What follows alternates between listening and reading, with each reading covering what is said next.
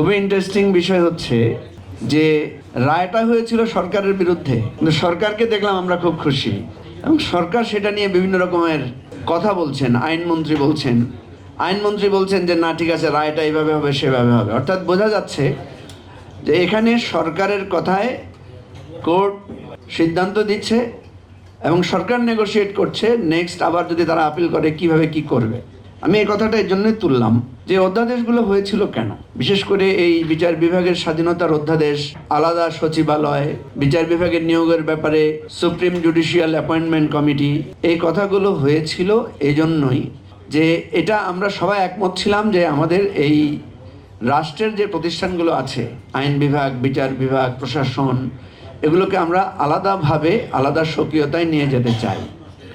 আওয়ামী লীগ সেটা ধ্বংস করে দিয়েছিল বলেই এই প্রয়োজনীয়তা দেখা দিয়েছে।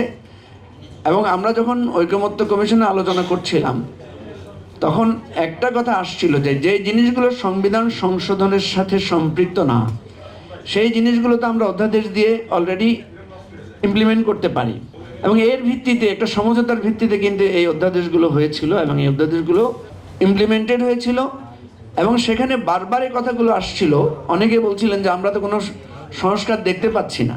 সেখানে আইন মন্ত্রণালয় থেকে জনাব আসিফ নজরুল, তখনকার উপদেষ্টা, উনি আমাদেরকে ব্যক্তিগতভাবে জানিয়েছেন এবং অনেকগুলো সিভিল সোসাইটি এঙ্গেজমেন্ট, ল এক্সপার্টদের এঙ্গেজমেন্টের মধ্য দিয়ে কিন্তু এই অধ্যাদেশগুলো হয়েছিল।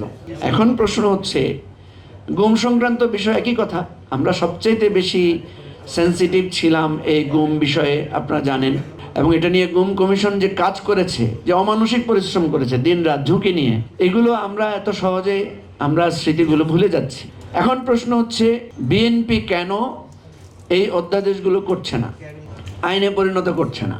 আবার ঠিকই কিন্তু সে স্থানীয় সরকারের যেই অধ্যাদেশ করা হয়েছিল যেটা তার পক্ষে যাচ্ছে, অর্থাৎ যেই জিনিসটা করা হয়েছিল একটা টেম্পোরারি বেসিসে, যে আওয়ামী লীগ পন্থী বা সরকারের ফ্যাসিবাদী তোষণের যে সমস্ত স্থানীয় প্রতিনিধিরা পালিয়ে গেছে, আত্মগোপনে চলে গেছে, সেই স্থানীয় পরিষদগুলো অ্যাক্টিভেটেড হচ্ছে না, সে কারণে একটা টেম্পোরারি অধ্যাদেশ করা হয়েছিল যাতে তাদেরকে বরখাস্ত করে সেই জায়গায় আপনার প্রশাসক দেয়া যায়।